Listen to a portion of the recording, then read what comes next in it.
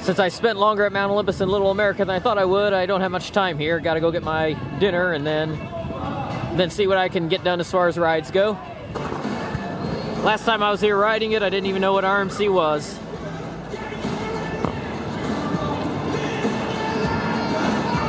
That giant dive loop, and then the stall.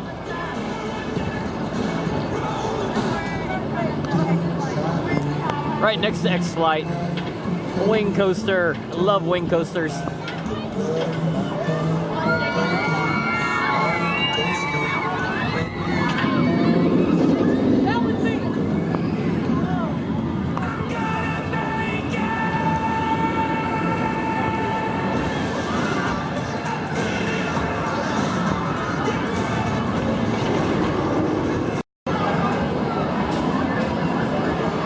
That took a while to get the food, but here at Chopsticks in front of X-Flight.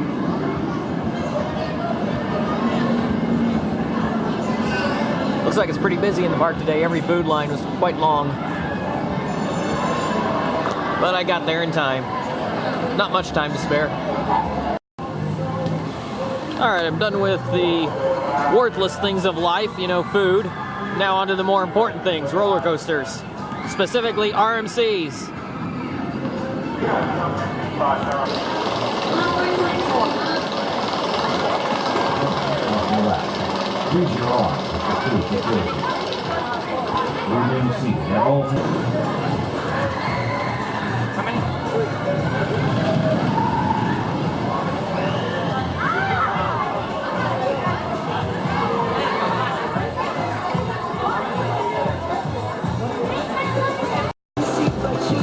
Oh yes, just got a ride in row 11. That was my favorite row on these RMCs. And yes, it is as good as I remember. I was wondering if I might be underwhelmed by it. I definitely wasn't. Great airtime, amazing inversions, incredible speed. I think the speed is what puts us ahead of rides like Twisted Colossus and Twisted Cyclone for me. It is a short ride, but with that speed and the airtime and the inversions, I can forgive the short ride length. It doesn't even feel that short, not really. That dive loop is incredible. Then coming up into the stall.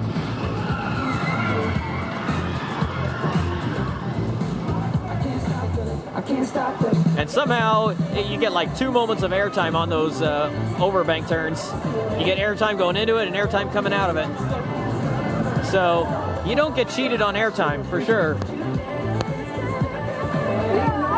I didn't count how many airtime moments exactly, but you get enough. You get plenty for considering the ride duration. I did single rider. Definitely the way to go.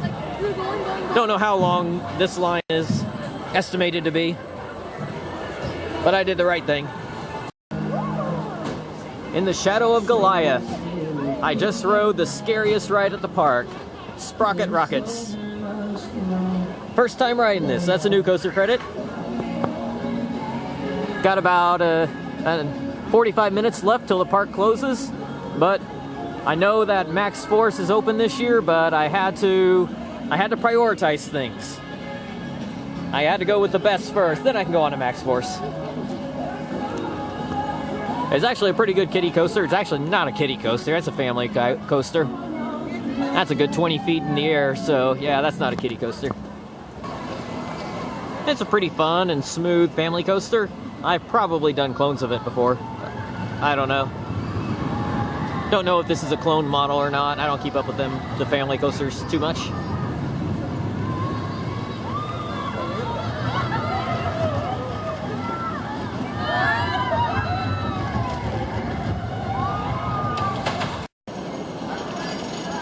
Yes, I just rode Maxx Force in the back row at night.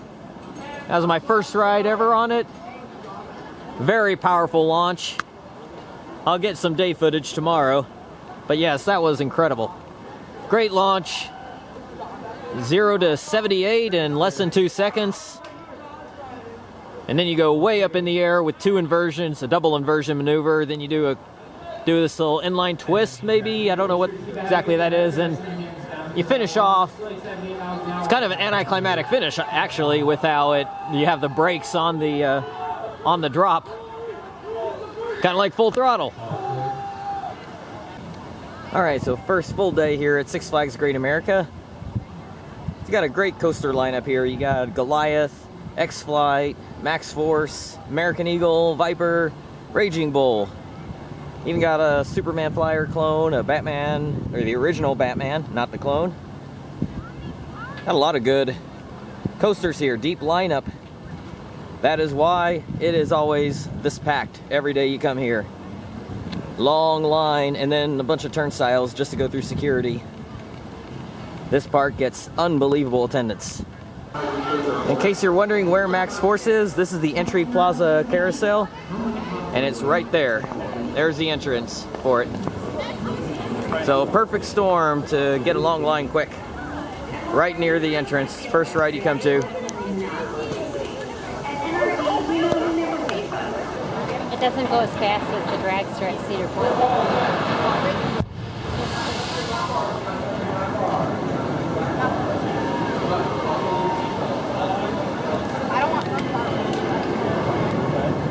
But I think the initial takeoff is faster.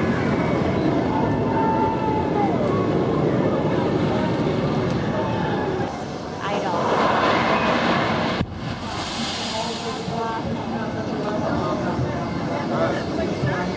It's the fastest, that's the record. It's the fastest.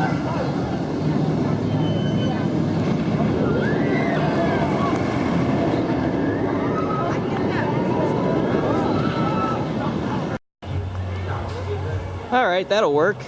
We just got to ride in the front row on Maxx Force. You are not allowed to pick your rows. You cannot wait for the front row. You just have to luck into it, and we lucked into it. I don't know why they don't let you wait for the front row. Hopefully they'll change that policy as time goes on. Because the front row, I did the back row last night, did the front row today. So much better in the front. Like most forward launch coasters, front row much better, much better.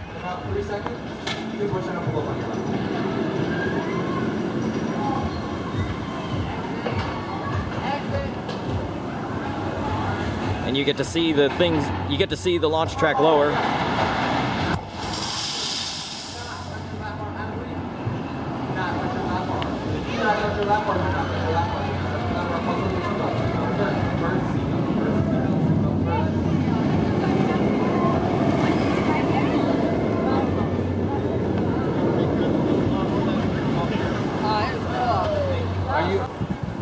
Now the launch, you definitely feel the power of it, but I still say I like Top Thrill Dragster and King Dakota launches better. Maybe it's the extra speed that you get. You reach that 120 or 128 miles an hour and you just really feel that. It may not be as quick of an acceleration, but still, you get to your top speed is so much faster than on here. And you really feel that extra speed. One thing to note, this ride does not start testing. It doesn't start testing until after the park opens, so it takes a while to get this thing up and running. So you might want to do a few other things before you come and ride this.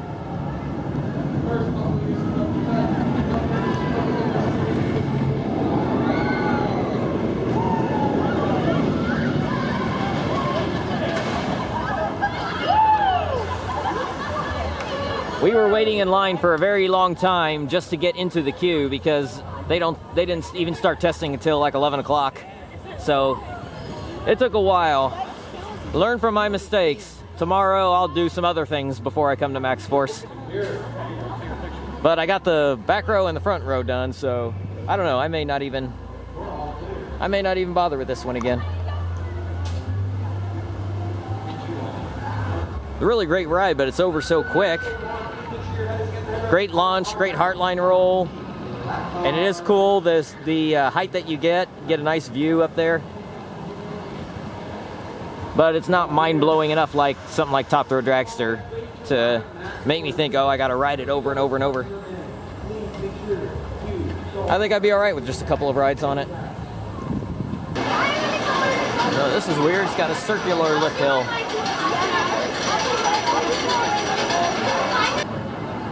I rode the Whizzer for the first time. I've been here 3 other times, but I never bothered to do the Whizzer because it would always have a bit of a line, and I figured it probably wasn't worth it. Too late to tell you guys that this ride goes upside down. Bummer. As you can see, you're only like one person across, but you can ride in each other's lap, or you can ride by yourself. It's not required to have 2 people per seat. Would definitely be awkward if you don't know the person. Awesome, you're dead. At the top of the lift, it releases you, and you kind of go out over through the woods there, through the trees at least, and it's pretty cool. I hate to say it, but I think I like the Whizzer more than Maxx Force. Line's gotten a lot shorter now. I waited about 50 minutes, and it was almost a full queue. It's about half of the queue now. I took it because I waited over an hour and a half, including the time that Maxx Force wasn't open yet. We were waiting outside the queue in the sun, then we were waiting inside the queue in the sun. So this was all covered, so I figured it's worth it, even if it is an hour wait. But it wasn't. It was posted at 60 minutes. It was actually 45.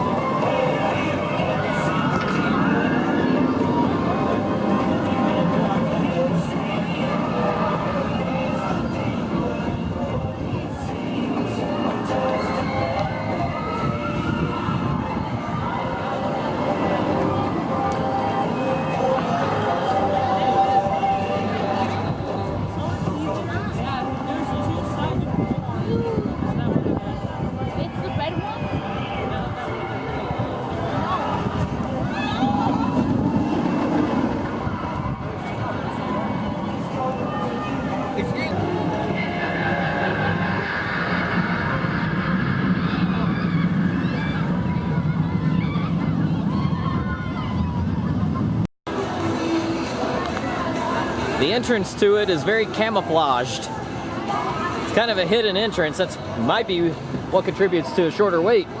People walk right by it, don't notice it. That was me. Just pretty much made an entire lap. Didn't notice it. Well, on an extremely busy day here at Six Flags Great America, although it's actually probably an average day for them, but by most park standards, it's extraordinarily busy. I just rode Demon 5 times in 45 minutes. I love this ride. This ride is very underrated.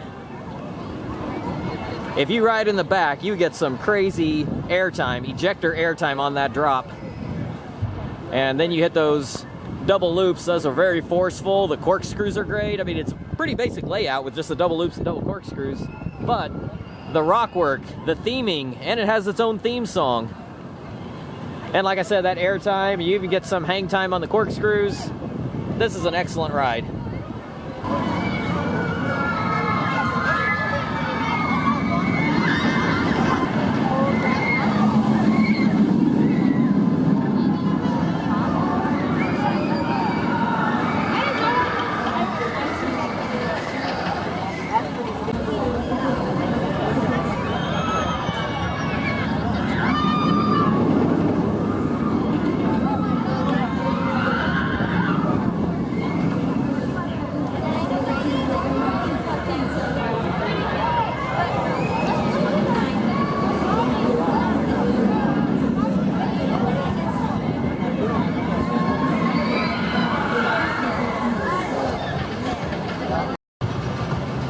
So X-Slide, about what I remember. Really good ride, like the wing coasters. Nowhere near as good as Gatekeeper though. I really don't understand what people like about this more than Gatekeeper. It's kind of confusing to me, but it's alright. Still a great coaster. It's slower than Gatekeeper, nowhere near as tall. It's got a little bit of a rattle to it. Didn't ruin the ride, didn't give me a headache or anything, but it was a slight rattle. And the vests do come down tighter on you as you go. I noticed that on this ride.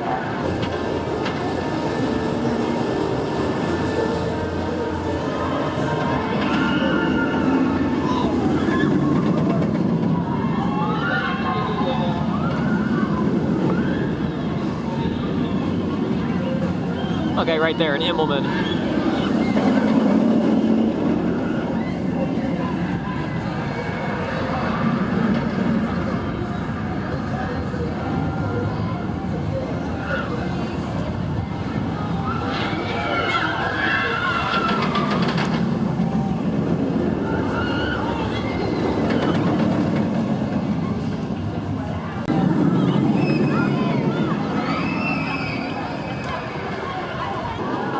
And I don't know, I rode in the next to last row, which again, this is one of those trains where there are 3 rows per car. So that was the middle row of a car. Anytime you see 3 rows per car on a wood coaster, go for a middle row. Because that just seems to always be the smoothest. And actually, if I ride this again, I probably won't do that because it's actually too smooth. I wanted it to be rougher than it was. Especially through that helix. That helix was like, the helix shook just a little bit. I wanted it to shake more. I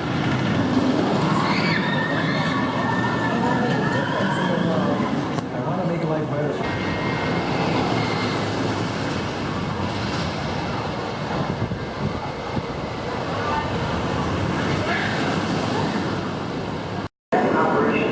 I got on the last ride of Vertical Velocity before it broke down. It was just about to launch again. I was going to record it, but it didn't launch. They said 45 minutes. I waited maybe 15, 20 minutes at the most. But if you ride V2, definitely ride the back row. Because on the back row, you get about 5 to 6 seconds of sustained floater air time on this spike backwards. You come out of your seat as you're on your way up, and then you stay out of your seat all the way back down. I just rode another one of these Joker 4D free spins. That was maybe my favorite ride that I've ever had on one of these, though. I believe it was 2 flips, but it was hard to tell. I had one point there where I was upside down for about 4 or 5 seconds. I got turned upside down, then I just stayed there for a while.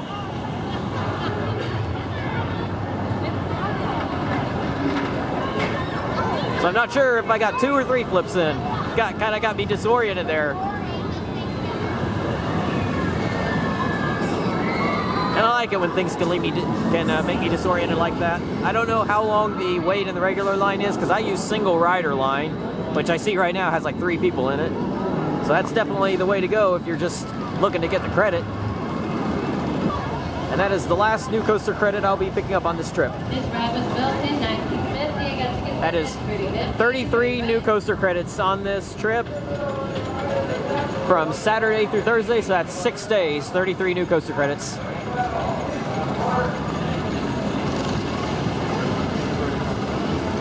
Had 6 at Adventureland, 5 at Nickelodeon Universe, 8 at Valley Fair, 4 at Mount Olympus, plus another one at Tomfooleries. 4 at Little America, and 5 here at Great America. This has got to be the gentlest of these wooden coasters with the buzz bars that I've ever ridden. There's really no airtime at all on it. Some of these little wooden coasters, you can get some airtime on it, including the one at Little America. Actually had some pretty decent airtime. Some of the ones at the Cedar Fair Park, so give some airtime. Not this one.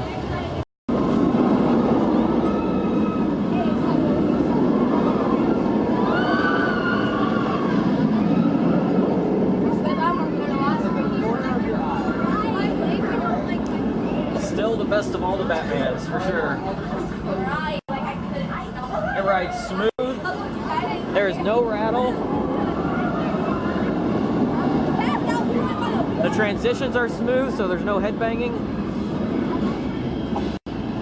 It's just amazing that the oldest of all the Batman clones, this is not a clone, this is the original.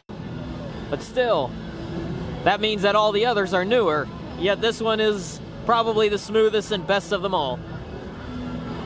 Not only is it smooth and with no headbanging, but also I love how it goes out into the trees and over the water. So everything about this is better than all of them. Even with all the new ones that have come here since.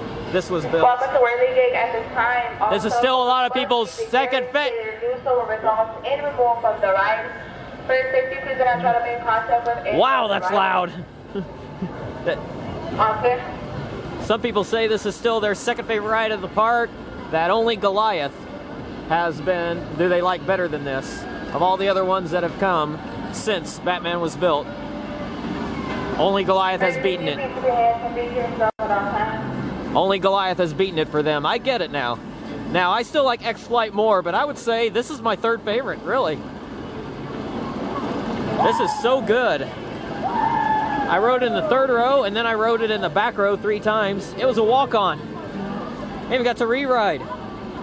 Busy day at the park. I just hit the timing perfectly because it's starting to get a little bit of a line again. But yeah, it is not 30 minutes. Even now, it's probably 10 minutes. I don't know what's with them and their wait times. They're not posting correctly.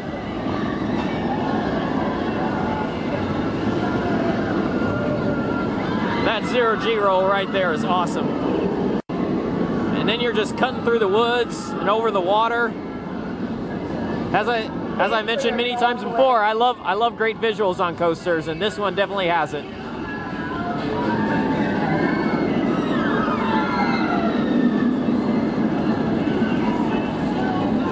And it's a smooth ride.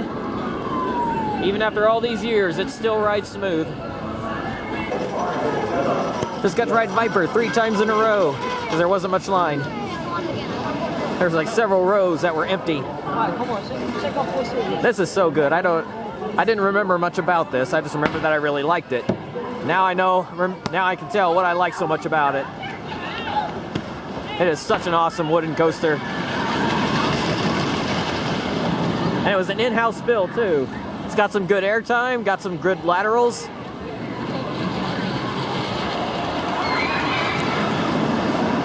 Got some nice head choppers, which you know I love. And I love the look of Viper's sign at night. Ah yes, riding near the end of the day. I held out for a little while, then got on, and then I got to re-ride. And then we were chanting one more time, and we got to ride again. 3 times in a row. And that drop, that first drop there might be the best drop on any B&M Hyper. That, especially towards the back, I was in row 8, I didn't go row 9. Row 8 was a better bet for me to be able to get those re-rides.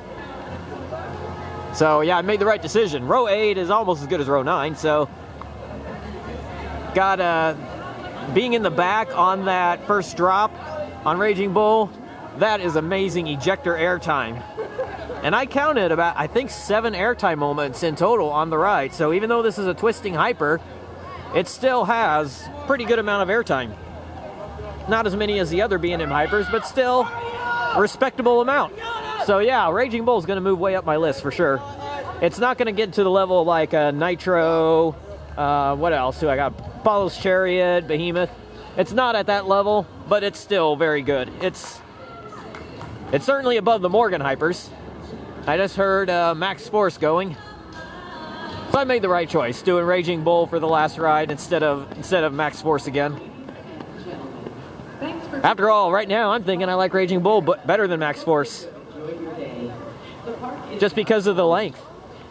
There were a couple rattly moments, but not too bad. Didn't ruin the ride. And I like that it's a long ride. That second half, whenever you're low to the ground, that's some cool elements there. And I do think it just rides better at night. I think the visual aspect is better at night. It doesn't feel so underwhelming. But I would need another day ride, maybe a day ride in the back to know for sure about the difference there. But that's it for day 2 here at Great America. Or actually, really day 1. Yesterday was just very, very much a partial.